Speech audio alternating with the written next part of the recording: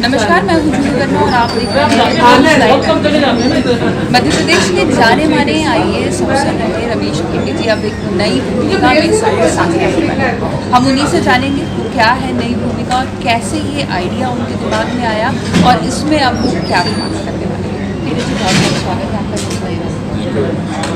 सबसे पहले आपसे जानना चाहेंगे कि जो नई भूमिका में आप दिखाई देने वाले हैं, फिल्म निर्माण के मामले में आप आए, इसके पीछे क्या मोटिवेशन है? सामाजिक क्रांति। ये सामाजिक क्रांति पहले भी आप अपने काफ़ी करते रहे हैं, काफ़ी आपने आवाज़ बुलंद रही, उस जॉब में रह के जहाँ पर लोग आमतौर पर कभी जुबान नहीं चलाते थे, तो ये फिल्म में किस तरह की प्रैक्टिस है? देखिए, जब तक मैं नौकरी में था तो कुछ हम लोगों के लिए अनुशासन के नियम होते हैं, तो उन नियमों में बंधा था। अब गुलामी से मुक्ति है। अब जो हमें लगता है उचित है, सही है, बाबा साहब के रास्ते के हिसाब से सही है, वो हमने करने का ठान लिया है। और भीमा कोरेगांव अपने आप में एक ऐसा विषय है, जब आप देखेंगे इस फिल्म तो आपको लगेगा ये सामाजिक क्रांति से कम है। भीमा कोरेगांव आपके नाम तो क्या समझे इसमें भीमा कोई कैरेक्टर है या इसमें आगे किसी और किस्म की स्टोरी? नहीं, ये भीमा कोरेगांव एक जगह है, एक गांव है जहाँ युद्ध लड़ा गया, पुणे डिस्ट्रिक्ट। ये देखिए वही है, देखो ये 1795 से 1818 के बीच की पीरियड की कहानी। वो तत्कालीन समय में, मतलब इस पीरियड में पेशवाओं का राज हुआ पूना में, पेशवाओं का राज। और पेशवा मतलब ब्राह्मण, और कर्मठ ब्राह्मण, और कर्मकांडी ब्राह्मण, और अन्यायी ब्राह्मण। ठीक है, ये शिवाजी महाराज के मराठा साम्राज्य को चलाने का इनको काम मिल गया। अब शिवाजी महाराज कौन थे? छत्रपति शिवाजी महाराज, जो सबको लेके थे, सारी जातियों, उनके लिए कोई ऊंचा नहीं कोई नीचा नहीं, ऐसा हो गया। लेकिन जैसे शिवाजी महाराज का देहांत हो गया, उनका राज चले गए, तो धीरे धीरे पेशवाई ने कब्जा कर लिया और वो तमाम मानवीय मूल्यों को उन्होंने नेस्तनाबूद कर दिया। और फिर उसमें उस एरिया में, जैसे महाराष्ट्र में आप जानते हैं, महार एक कम्युनिटी है, एक बिल्कुल वॉरियर कम्युनिटी है ना, मार्शल कम्युनिटी है, और ये कम्युनिटी कहलाती है नागवंशी। नागवंशी का मतलब है सम्राट अशोक और सम्राट चंद्रगुप्त मौर्य, इनके वंशज।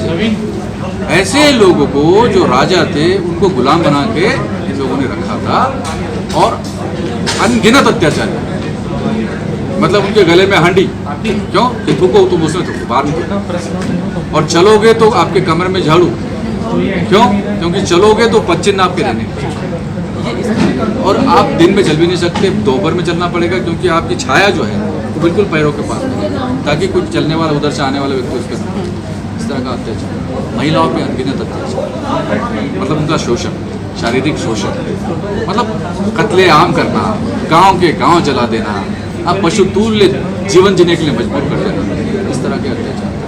फिर भी इन लोगों ने बोला, महाराज ने कि हम पर ऐसा मत करो, रहम करो, है ना, हम तो आपके लिए लड़ना चाहते हैं। मराठा साम्राज्य शिवाजी का साम्राज्य, शिवाजी महाराज का साम्राज्य है, हम उसका झंडा बुलंद करना चाहते हैं।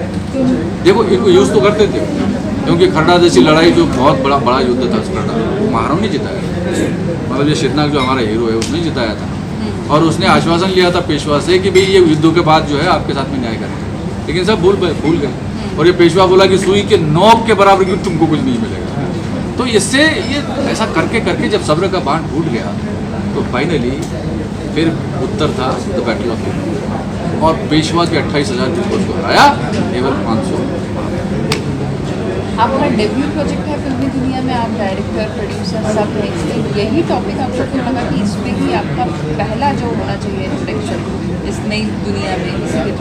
देखिए, मैं भूलता मैं आपको जानकारी होगी या नहीं होगी, लेकिन मैं आपको बताना चाहूँगा, अम्बेडकरवादी को सबसे बड़ा प्रोजेक्ट कौन सा लगेगा? बैटल ऑफ भीमा कोरेगांव मेरा डेब्यू प्रोजेक्ट है। मैं तो अभी नौकरी में ही था, तो मेरा डेब्यू प्रोजेक्ट है, लेकिन मैं इस फील्ड में रहा हूँ। मैं म्यूजिशियन हूँ, बेसिकली मैं म्यूज़िक फील्ड में रहा हूँ 25 साल से। मैं मेरे गाने, काफ़ी गाने आप मतलब लोग बहुत पसंद करते हैं, घर घर में बजते हैं, और म्यूजिक फील्ड में रहने के कारण मुझे इस क्षेत्र का नॉलेज है। मैंने कुछ नाटक भी लिखे हैं, गीत तो मैं पहले से लिखता है, तो मैं इसको नया नहीं। तो ये जो अब आपकी फिल्म आ रही है भीमा कोरेगांव, ये दर्शकों को किस किस प्लेटफॉर्म पर देखना चाहिए, कहाँ कैसे? ये वर्ल्ड वाइड इसका रिलीज़ होगा, थिएटर में, मल्टीप्लेक्स में और OTT प्लेटफॉर्म बाद में, थिएटर से उतर भीमा कोरेगांव रिलीज हो जाएगी, दर्शकों तक पहुँच जाएगी, उसके बाद और कौन कौन से ऐसे प्रोजेक्ट्स हैं जिन पर आप अभी आगे काम करने वाले हैं और करना चाहते हैं कि ये प्रोजेक्ट में आगे चलकर ज़्यादा भव्य तरीके से उसका काम? नहीं, बहुत सारे प्रोजेक्ट्स हैं, लेकिन जॉनर हमारा जॉनर ऑफ इक्वालिटी है। जी, इस जॉनर में जो जो विषय आएंगे उन विषयों पे हमको काम करना है। बहुत सारे प्रोजेक्ट्स हैं, लाइनअप हो गए हैं, और अभी लेट दिस प्रोजेक्ट भी रिलीज, उसके बाद फिर हम उस पर काम इस बात से करेंगे। Thank you. ये थे हमारे पास हमारे साथ रमेश ठेटे जी, जिन्होंने बताया कि भीमा कोरेगांव जो इक्वलिटी की बात करेगी, इक्वलिटी का एक संदेश बहुत मजबूत अंदाज में देने वाली है, और उसके बाद ऐसे बहुत से और प्रोजेक्ट आते हैं और आने वाले हैं जो इक्वलिटी की बात को और दमदारी से सबके सामने रखेंगे।